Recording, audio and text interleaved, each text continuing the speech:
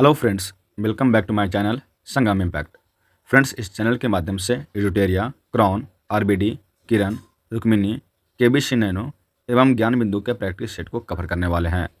इसीलिए अगर मेरे चैनल को अभी तक आपने सब्सक्राइब नहीं किया है तो पहले सब्सक्राइब कर लें और साथ में बेल आइकन को भी प्रेस कर लें ताकि आने वाले हर नए वीडियो का नोटिफिकेशन आप तक जा सके, जिससे बिहार एसएससी इंटर लेवल की परीक्षा की प्रिपरेशन करने में आपको मदद मिल सके। फ्रेंड्स, इस सेशन में बिहार एसएससी इंटर स्तरीय एडिटोरिया के प्रैक्टिस सेट नंबर 7 को कवर करने वाले हैं, जिसका पहला प्रश्न है, निम्न में से कौन कपड़े धोने के साबुन में फिलर के रूप में काम नहीं आता है? तो वो है ग्लिसरॉल। अगला प्रश्न है, निम्न में से कौन सा जीवाणु विनाइट्रकरण की प्रक्रिया में भाग लेता है? तो स्यूडोमोनास। अगला प्रश्न है, निम्न में से किस विटामिन को थायमिन कहा जाता है? तो विटामिन B1 को। अगला प्रश्न है, दाब बढ़ने पर बर्फ का गलनांक क्या होगा? तो बर्फ का गलनांक घट जाएगा। अगला प्रश्न है, एफ्लाविस का उत्पादन होता है कवक द्वारा। अगला प्रश्न है, रासायनिक समीकरण किस नियम के अनुसार संतुलित होती है? तो द्रव्यमान संरक्षण नियम के अनुसार। अगला प्रश्न है, परमाणु में धनावेशित कणों की उपस्थिति को सर्वप्रथम निम्न में से किसने दर्शाया था? तो गोल्डस्टीन ने। अगला प्रश्न है, हीमोफीलिया एक आनुवंशिक विकार है, इसमें क्या होता है? तो इसमें एक प्रोटीन का संश्लेषण नहीं होता है जो रक्त के स्कंदन के लिए आवश्यक है, यानी रक्त के स्कंदन के लिए जो प्रोटीन आवश्यक है उस प्रोटीन का संश्लेषण इस बीमारी में, इस आनुवंशिक विकार में, हीमोफीलिया में नहीं होता है। अगला प्रश्न है, निम्न युग्मों में से कौन सम्मिलित नहीं है? तो इधर दिया हुआ है रोग और एक साइड दिया हुआ है उसकी औषधि। तो इसका सही आंसर हो जाएगा ऑप्शन डी, यानी केवल 3 जो है, पोलियो की OPV जो है वो वैक्सीन है, औषधि नहीं है। अगला प्रश्न है, निम्नलिखित में से किस पौधे को जड़, तना और पत्तियों में विभेदित नहीं किया जा सकता है?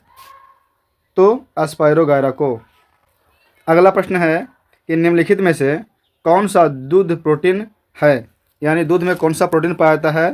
तो वो है कैसिन प्रोटीन। ऑप्शन सी सही आंसर हो जाएगा। अगला प्रश्न है, एंटीबायोटिक्स के बारे में इनमें से कौन सा कथन सही नहीं है? तो वो ऑप्शन डी सही हो जाएगा कि एंटीबायोटिक्स के दुष्प्रभाव में डिप्थेरिया, फाइलेरिया और चेचक शामिल होते हैं। यह बात जो है वो कथन जो है गलत है। अगला प्रश्न है, यकृत में यूरिया का संश्लेषण होता है? तो यकृत में यूरिया का संश्लेषण ऑर्निथिन चक्र के द्वारा होता है। अगला प्रश्न कहता है कि इनमें से कौन कार्बोहाइड्रेट मोनोसेक्राइड है, यानी मोनोसेक्राइड जो है कार्बोहाइड्रेट, वह निम्न में से कौन है? तो वह है ग्लूकोज एवं फ्रक्टोज। अगला प्रश्न कहता है कि यदि किसी गेंद को ऊर्ध्वाधर रूप से ऊपर फेंका जाए तो गुरुत्वीय त्वरण किस दिशा में आरोपित होता है? तो वह होता है गेंद की विपरीत दिशा में। अगला प्रश्न कहता है कि रासायनिक रूप से जल है, तो जल जो है वो रासायनिक रूप से एक ऑक्साइड है। अगला प्रश्न है, गति के दूसरे नियम के अनुसार किसी दिए हुए बल के लिए उत्पन्न त्वरण व्युत्क्रमानुपाती होता है? तो होता है वस्तु के द्रव्यमान के। अगला प्रश्न कहता है कि अनुप्रस्थ तरंगे क्या है? तो अनुप्रस्थ तरंगे इन तरंगों में माध्यम के कण तरंग के संचरण की दिशा के लंबवत दिशा में कंपन करते हैं, अर्थात अनुप्रस्थ तरंगे जो है उसमें माध्यम के कण तरंगों के संचरण की दिशा के लंबवत दिशा में कंपन करते हैं। तो इसका सही आंसर ऑप्शन ए हो जाएगा। अगला प्रश्न कहता है कि वायु में सल्फर डाइऑक्साइड द्वारा प्रदूषण का सूचक है? तो वो है लाइकेन। अगला प्रश्न कहता है कि कटहल में खाने योग्य भाग है? तो वो सहपत्र और परिदलपुंज है। इसका सही आंसर ऑप्शन सी हो जाएगा। अगला प्रश्न कहता है कि निम्नलिखित में से कौन सा विद्युत चुम्बकीय तरंगों का गुण नहीं है? तो विद्युत चुम्बकीय तरंग व्यतिकरण और विवर्तन नहीं दिखाती है, यह जो है कथन गलत है। तो इसका सही आंसर ऑप्शन ए हो जाएगा। अगला प्रश्न है, रसायन प्रयोगशाला में उपयोग में लाया जाने वाला लिटमस प्राप्त किया जाता है? तो वो लाइकेन से प्राप्त किया जाता है।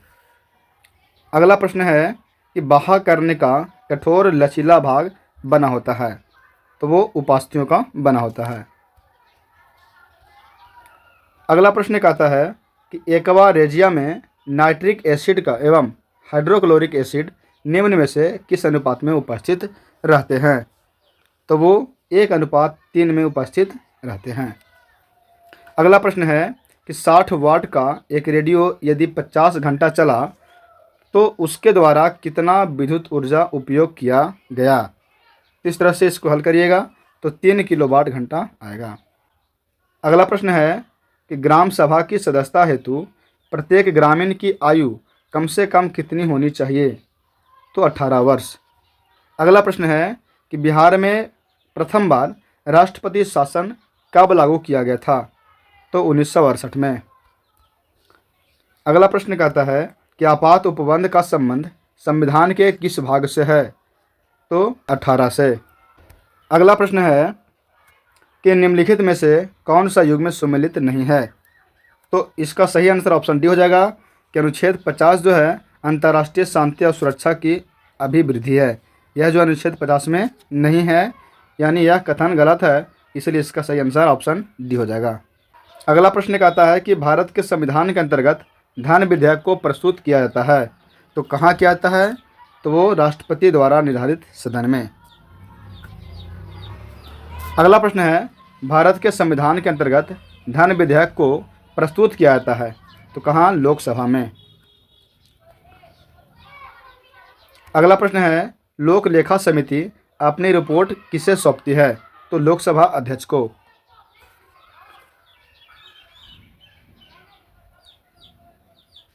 अगला प्रश्न है कि निम्नलिखित में से किसने राष्ट्रपति नियुक्ति होने से पूर्व उपराष्ट्रपति के पद पर कार्य नहीं किया, तो वो नीलम संजीव रेड्डी ने। अगला प्रश्न है मौलिक अधिकारों एवं अल्पसंख्यकों हेतु संविधान सभा द्वारा गठित समिति के अध्यक्ष थे, तो वो थे सरदार वल्लभ भाई पटेल।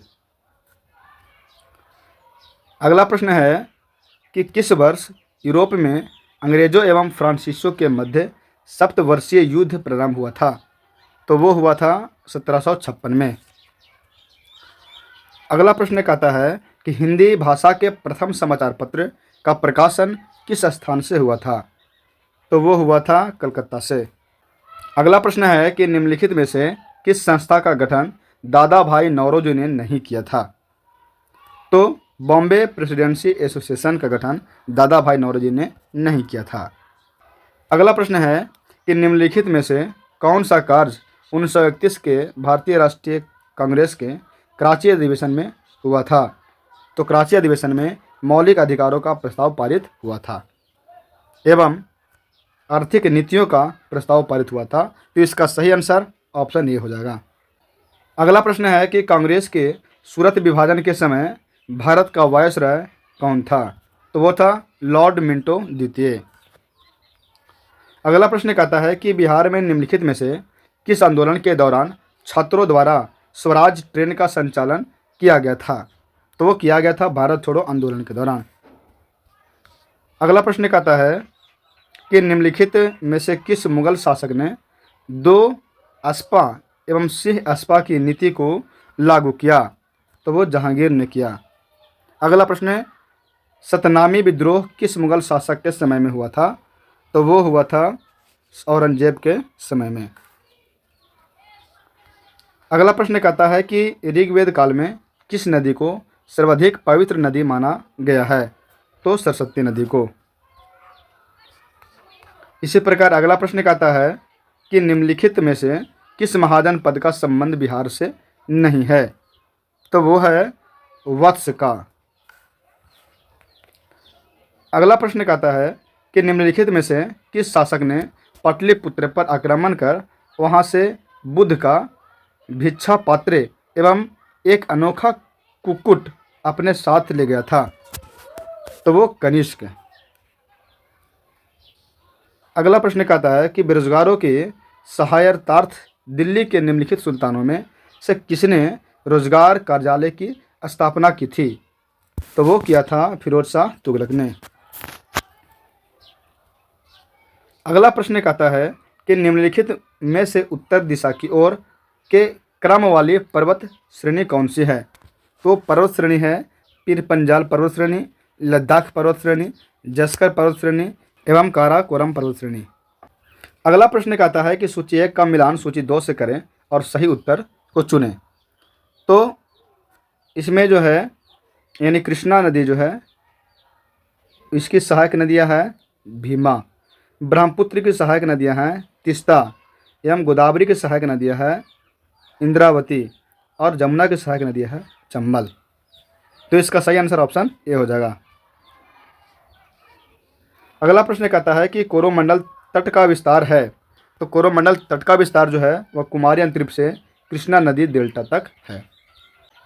अगला प्रश्न कहता है कि पीली क्रांति किस फसल के उत्पादन से संबंधित है? तो पीली क्रांति का संबंध तिलहन उत्पादन से है। अगला प्रश्न निम्नलिखित में कौन सा युग में सही सुमेलित है? तो वो है मसाई पूर्वी अफ्रीका। अगला प्रश्न कहता है कि भारत में निम्नलिखित में से कौन सी श्रेणी नवीनतम है?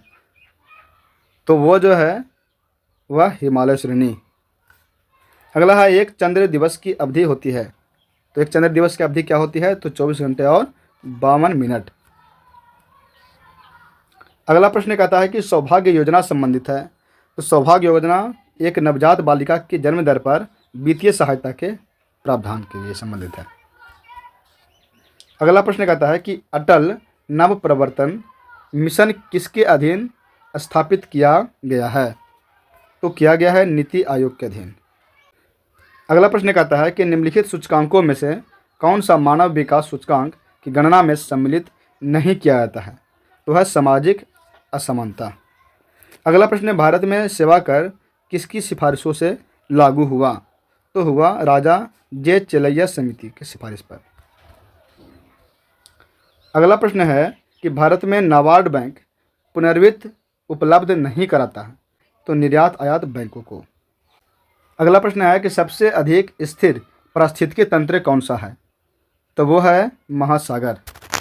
अगला प्रश्न है कि इनमें से कौन खाद्य श्रृंखला का निर्माण करता है? तो घास, बकरी, आदमी। ऑप्शन बी सही हो जाएगा। अगला प्रश्न है कि सूची 1 का मिलान सूची 2 से करें और सही उत्तर को चुनें। तो सूची 1 में राज्य का नाम दिया गया है और सूची 2 में राष्ट्रीय उद्यान का नाम दिया गया है। तो ये जो है यानी उत्तराखंड में कौन सा?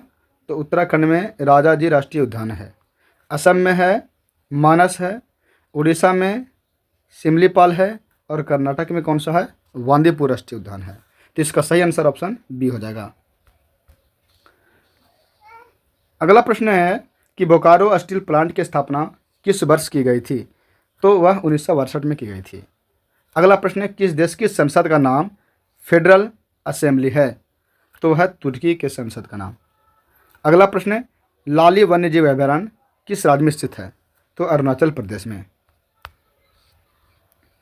इसी प्रकार अगला प्रश्न कहता है कि वन्यजीव सप्ताह मनाया जाता है।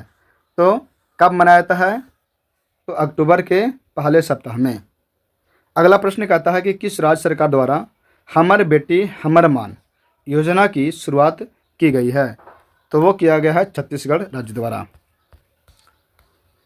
अगला प्रश्न कहता है स्मोक एंड एसेस पुस्तक के लेखक कौन है? तो वह है अमिताभ घोष। अगला प्रश्न है कि कॉर्पेट 2023 सैन्य अभ्यास का आयोजन भारत तथा किन देश के मध्य होता है? तो थाईलैंड के मध्य। अगला प्रश्न है वैश्विक शांति सूचकांक 2022 में भारत का स्थान क्या है? तो 135वां। अगला प्रश्न है 22वें विधि आयोग का अध्यक्ष किसे नियुक्त किया गया है? तो किया गया है ऋतुराज अवस्थी को। अगला प्रश्न है अनवर इब्राहिम हाल ही में किस देश के प्रधानमंत्री नियुक्त हुए हैं? तो वो है मलेशिया के। अगला प्रश्न विश्व स्वास्थ्य दिवस 2023 का विषय क्या है? तो हेल्थ फॉर ऑल। अगला प्रश्न है एशियन गेम्स 2022 का आयोजन कहाँ किया गया है? तो चीन में किया गया है। अगला प्रश्न भौतिकी के क्षेत्र में नोबेल पुरस्कार 2023 से किसे सम्मानित किया गया है? तो पियरे एगोस्टिनी को, फ्रैंक क्राउन्स को एनिएल हुइलियर को। इसका सही आंसर ऑप्शन डी हो जाएगा। अगला प्रश्न है कि अपनी इंटरनेट सेवा शुरू करने वाला भारत का पहला राज्य कौन सा है? तो है केरल। अगला प्रश्न है, बजट 2023-24 में केंद्र सरकार ने देश के कितने ब्लॉकों में आकांक्षी ब्लॉक योजना कार्यक्रम की शुरुआत की है? तो 500 ब्लॉकों में। इस सेशन में बस इतना ही, सिर्फ जीके और जीएस को कवर किए हैं। मैथ एवं रीजनिंग के लिए अलग से वीडियो लाया जाएगा। अगर यह वीडियो आपको पसंद आया हो तो वीडियो को लाइक और चैनल पर पहली बार आए हैं तो मेरे चैनल को सब्सक्राइब जरूर करें। जय हिंद।